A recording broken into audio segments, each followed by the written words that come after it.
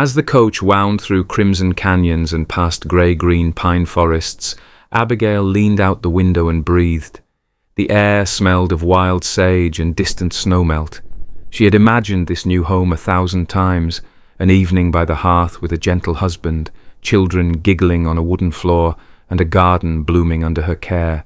She clutched that dream to her chest and sang softly to herself, a lullaby she and her mother sang long ago, letting its comfort wash away the jitters in her stomach. When late afternoon sun slanted low on the horizon, the stage finally slowed into a small frontier town called Prairie Creek. A bell tinkled as Abigail stepped off onto a dusty wooden sidewalk. Frontiersmen lounged outside a saloon's swinging doors, and horses stamped impatiently at hitching posts. Abigail smoothed her dress and wiped her sweaty palms. This is it, she thought, heart thumping. She had never felt so hopeful and alive as she did in that moment, standing on the edge of two worlds.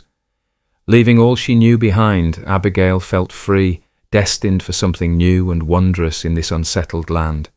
"You're Abigail." The words come out awkwardly. Abigail's heart leaps. He must recognize her at last. But the tone in his voice halts her joy. As Michael Weston strides forward, he squints at her, his face falling. She is not exactly what he had imagined. Friendly eyes, chestnut hair in a braid, but larger in person. It is not her smile or her manners that surprise him, but her stature. He had pictured a slender flower of a girl. Instead, Elizabeth stands before him full and formidable. Michael, uneasy, whispering under his breath, "Good Lord." Abigail's cheeks burned as his gaze swept her from worn bonnet to dusty skirt, and for a moment Abigail thought he would throw his arms around her in happiness. Instead, his face fell, and he stepped back. "I'm sorry," Michael stammered, avoiding her eyes. I didn't expect you to look like this. You are well built. I had hoped for someone more delicate. I fear I cannot fulfill our arrangement." Abigail's breath caught. The words she had never imagined a man would say to her. "You're too big. You're not what I pictured." Michael's words hung in the air, bitter as sagebrush tea. Abigail's vision blurred. She had come all this way on his promise of a new life, and now he would not take her in because of her weight.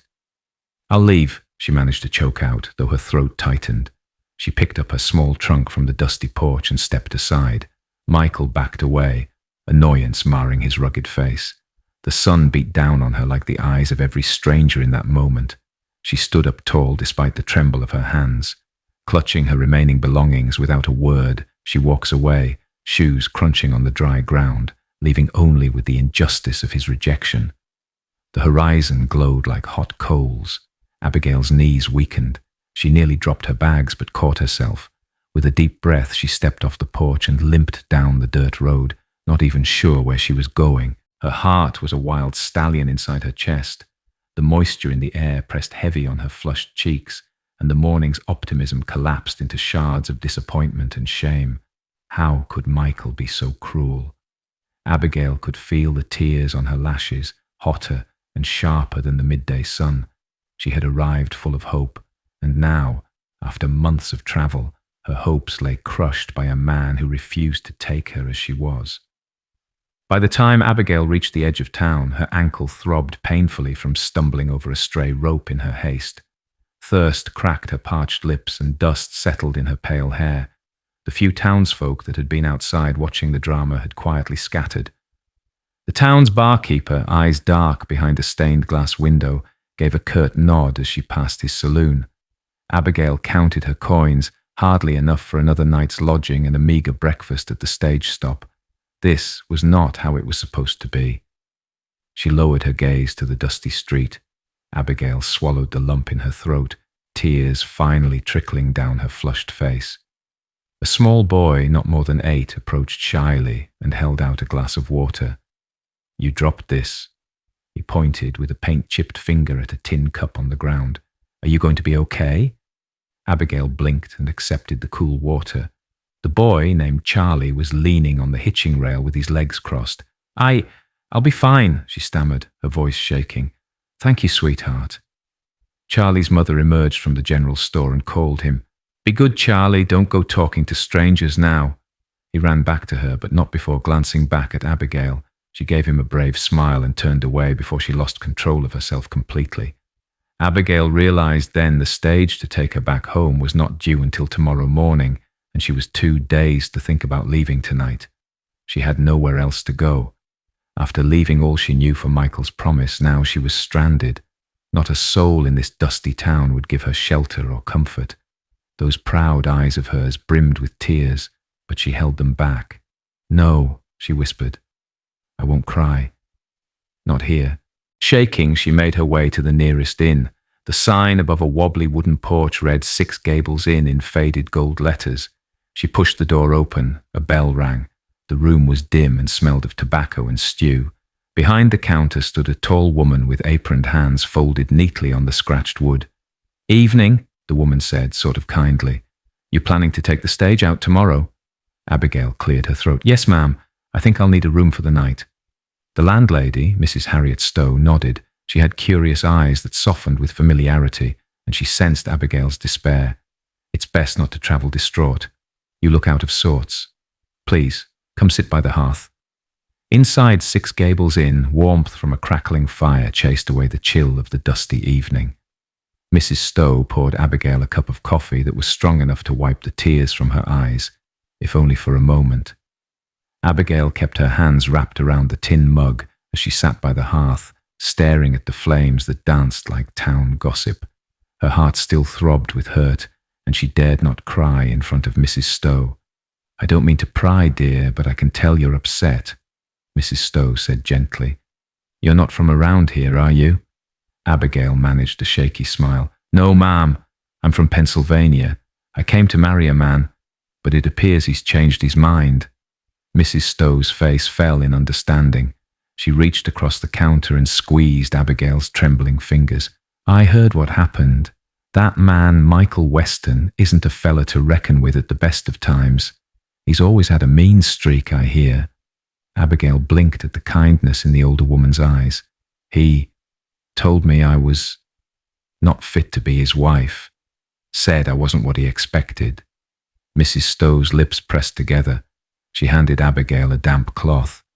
"Let me give you time to refresh. You rest here tonight, Abigail. The wagon back east isn't leaving until dawn. You won't owe any more than the lodging. This place has beds to spare. We'll sort it out, yes?" Abigail's shoulders slumped. No longer did the stars seem to promise a new beginning. Instead, they felt like a distant reminder of everything she had lost in a heartbeat. But Mrs. Stowe's warmth and acceptance stirred something faint in her chest. She nodded, too tired to argue. "Thank you," she whispered. Later, as Abigail lay in a narrow feather mattress under a thick quilt, the reality of her situation settled like a stone in her stomach.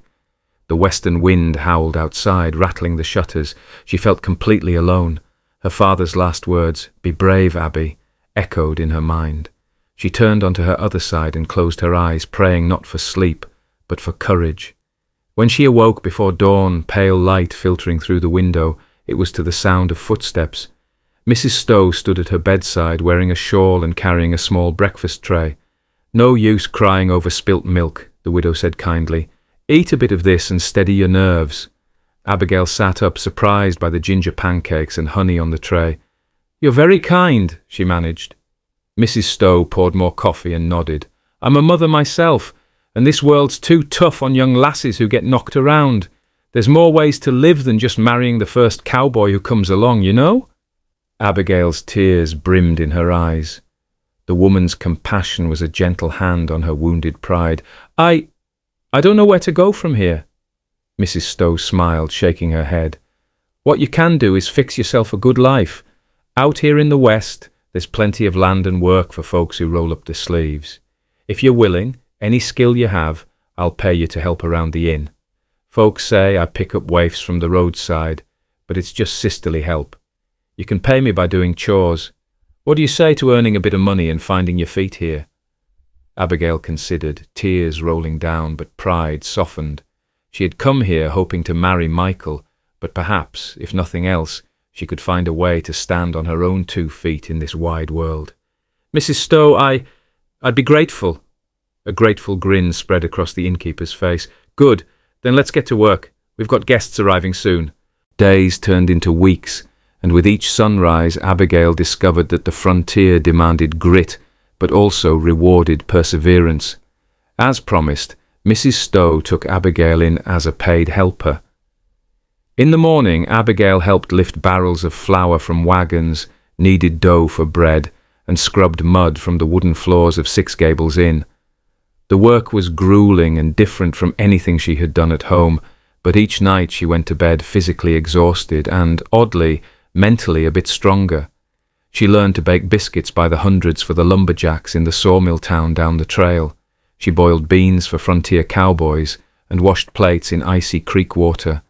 The climb of her own newfound strength surprised her. Chopping wood for the stove became a daily ritual. At first, Abigail could barely raise the axe twice before her arms quivered, but the blaze of sweat rolling down her back and the snap of wood splitting under her blow had a way of clearing grief from her mind. By autumn, she found she could heave logs and water barrels with confidence, her rolling laughter echoing amid the chopping block when she succeeded. Often she patted her belly, a joke shared with Martha, the inn's cook. "I may be big, but I'm tougher than I look." On quiet afternoons, Mrs. Stowe let Abigail sit by the window and mend clothes.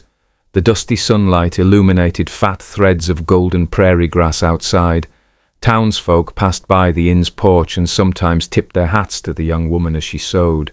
Over time, a few even greeted her warmly, having seen Abigail labour hard and mind her own business.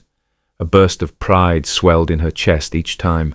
She had come to the frontier seeking kindness and a home, and although misfortune had found her, the people, especially kind Mrs. Stowe, began to feel a little like family.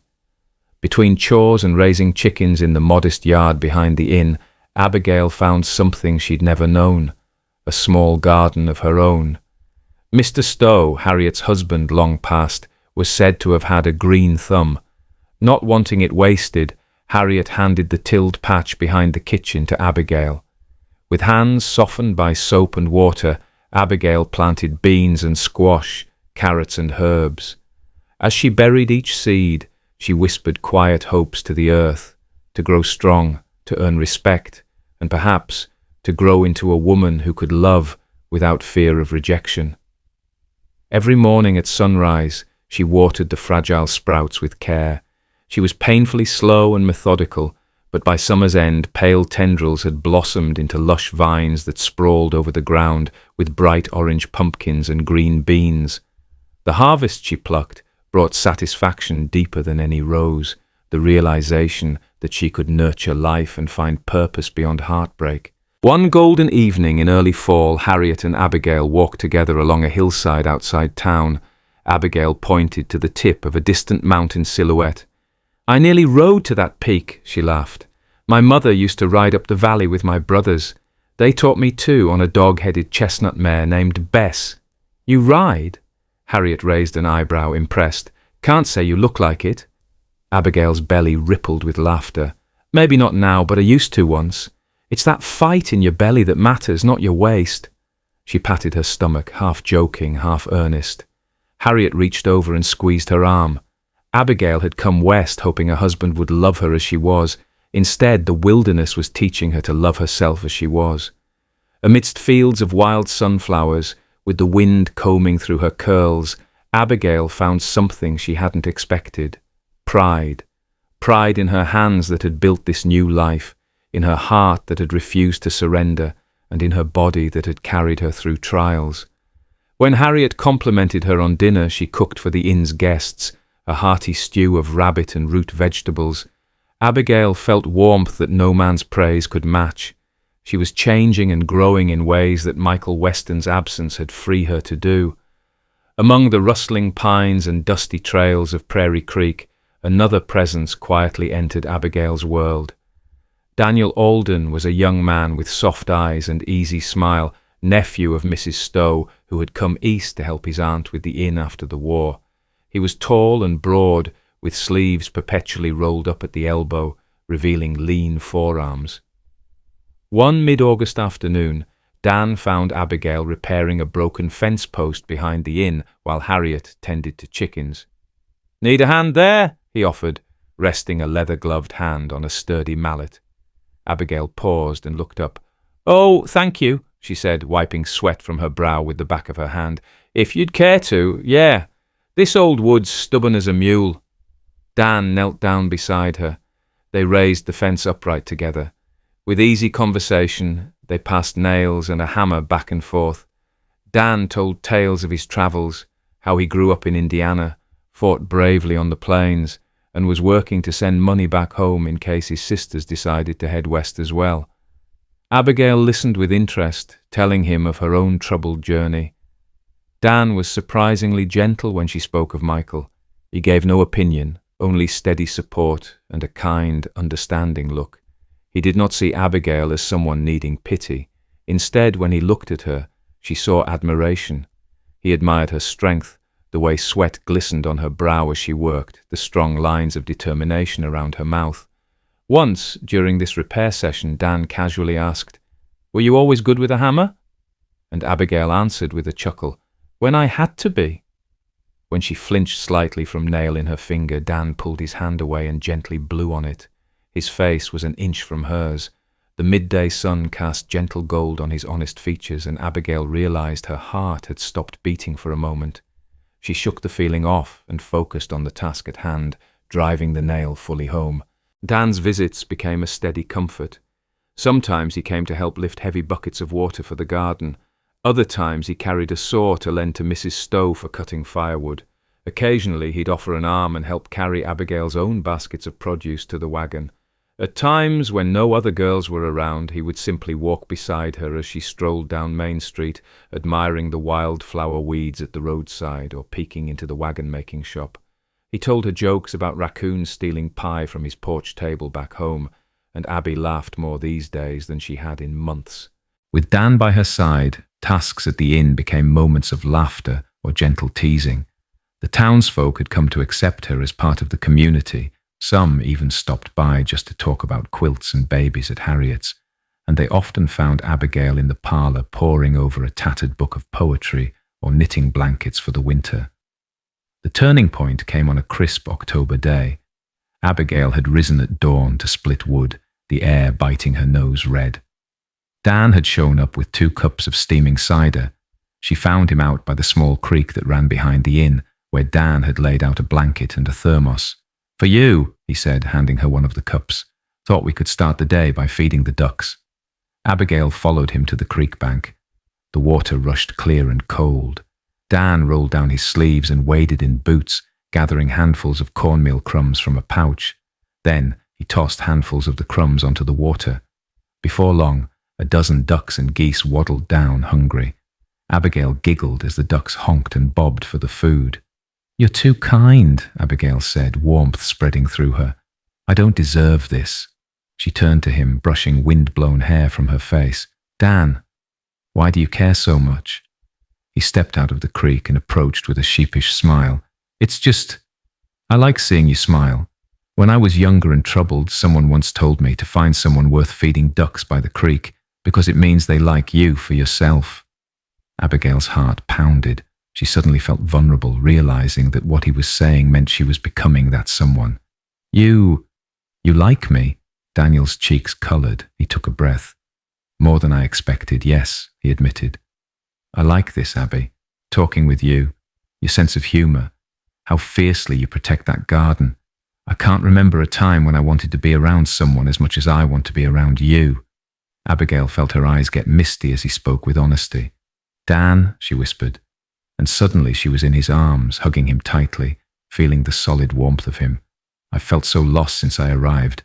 But you made me feel home again." He hugged her back, chin on her shoulder. "You are home," he murmured. That afternoon they planted daffodil bulbs around the inn, dreaming of bright flowers in spring, and it felt like sealing their love into the earth. The morning breeze carried the scent of newly turned earth and wildflowers blooming along the fence. Abigail smiled at a cluster of goldenrod swaying gently in the wind. Each step she took raised a little puff of prairie dust under her sturdy boots. She was heading to the barn to help with chores, determined to contribute something good to the day. Inside the barn, the air smelled of hay and horses. She set her basket on a stool and began feeding oats to the horses in the stalls. Amber streaks of sunlight slanted through cracks in the walls, and dust motes danced in the warm beams. She hummed softly an old lullaby her mother used to sing, feeling a little of its comfort wrap around her shoulders. "Mind that last stall, Abigail," called Daniel's voice from the open barn door. A big grey mare was tossing its mane restlessly. Daniel stood at the threshold, leaning against a fence post. The prairie light caught the lines of his bronzed face, and his gentle brown eyes met Abigail's with concern. He had been her friend as long as she could remember, always ready with a steady hand or a kind word. "He's a bit jumpy today," he added with a grin. Abigail chuckled softly. "He must have had his coffee this morning," she teased, sliding the feed bucket back into place. Daniel stepped inside, and together they soothed the mare, running gentle strokes along its neck and murmuring soft words. Their voices blended with the low sounds of waking animals and distant bird calls, a simple harmony under the vast sky. When the feeding was done, Daniel stepped outside to mend the fence lining the pasture, leaving Abigail to finish cleaning the stalls. Daniel's broad back moved easily in the sunlight as he carried a heavy post. Abigail noted how strong he looked as he hammered the wood into the ground, and quietly it gave her a little comfort. After breakfast in the barn, Abigail decided to fix a loose board high up on the wall. She climbed a rickety wooden ladder, balancing the toolbox under one arm. High above the stalls, the morning sun warmed the wood beneath her fingers. She tied the board securely and started to climb down, humming under her breath. Suddenly a loud crack echoed in the barn as the ladder rung shattered under her foot. Abigail cried out as she fell, crashing to the ground hard. Pain shot through her ankle and up her leg, and she gasped, clutching her shins as the breath left her lungs. From the edge of the field, young Charlie Stowe heard her scream. The wiry 7-year-old farmer's son dropped his toy tractor and sprinted across the prairie grasses toward the barn. "Mr. Daniel, Miss Abigail, she fell in the barn. She's hurt bad," he shouted, his voice cracking with fear. Daniel heard Charlie's cry. His hammer clanged to the ground. "Hold that ladder, Charlie," he called, then sprinted out of the barn. Dropping the rail he had been carrying, he raced toward the field faster than Abigail had ever seen him move. Charlie burst through the barn door just ahead of Daniel. Abigail lay on the rough wooden floor, her face pale and slick with sweat. She was pressing down on her leg. Daniel's arms were around her in an instant. He knelt beside her and lifted her gently into his arms. "I've got you," he whispered, his voice steady with relief. Even through the pain, Abigail tried to get out of his arms. "No, I'm too heavy for you to carry. I'll hurt you," she protested, her cheeks flushing pink. Daniel stopped that instant. "Abigail," he said firmly, but with a tenderness that made her heart ache. "Don't you dare say that. You're perfect, exactly as you are. And I'd carry you 1,000 times over if it meant keeping you safe." Her eyes widened, a mix of surprise and disbelief flickering through them. "But No buts," he interrupted, a gentle smile curving his lips. "You're perfect as you are. Any guy who thinks otherwise is a fool." His voice was low and sincere, and the truth in his words wrapped around her like a warm blanket. Tears brimmed in Abigail's eyes, and this time they weren't just from the pain. No one had ever made her feel like this before. Safe, cherished, completely seen. She nodded, swallowing back the lump in her throat. With a soft grunt, Dan lifted her easily into his arms, cradling her close to his chest. She couldn't help but lean into him, her head resting against his shoulder as his familiar scent, pine and warm flannel, comforted her. He adjusted his grip to make sure she was secure, his muscles straining but not faltering, as he started to walk, careful not to jostle her too much. Even through the pain, Abigail saw how her words affected him, but she also saw the concern in his eyes, and for the first time in a long while, she felt a spark ignite in her heart. "I'm sorry," she managed through clenched teeth as tears of pain pooled in her eyes. "I should have been more careful." Daniel shook his head, gently brushing a lock of sweaty hair off her face. "No," he said softly, "you did nothing wrong." He held her as if she were the most precious thing in the world. She forced a shaky smile despite the agony. In that moment, the knot of pain and fear inside her loosened slightly. She realized his words were more powerful than any cruel remark Michael had ever made. Moments later, a wagon pulled into the yard with neighbors and the Stowe family aboard. Working together, they carefully lifted Abigail and placed her on a blanket of soft hay in the back of the wagon. Daniel remained at her side, keeping a reassuring hand on her back as they rode the bumpy farm road toward home. Abigail leaned against him, feeling the steady rhythm of his heartbeat under her head. At the farmhouse, the doctor arrived promptly. By lantern light in the parlour, he gently examined Abigail's leg. The bone was badly broken, he confirmed, and he carefully set and bandaged it. Exhausted, Abigail rested on a couch, Daniel by her side the whole time.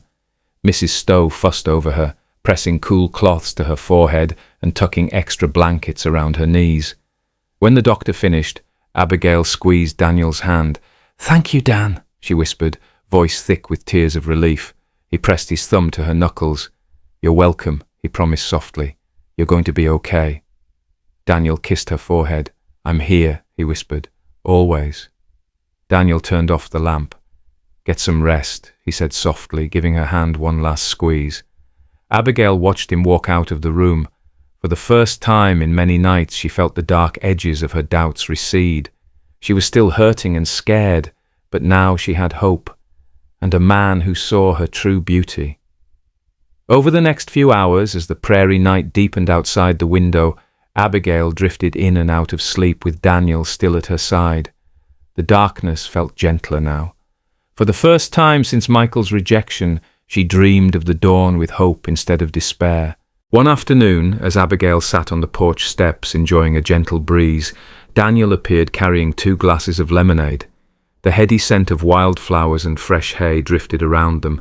He handed her a jar of honeyed lemonade and sat quietly at her side.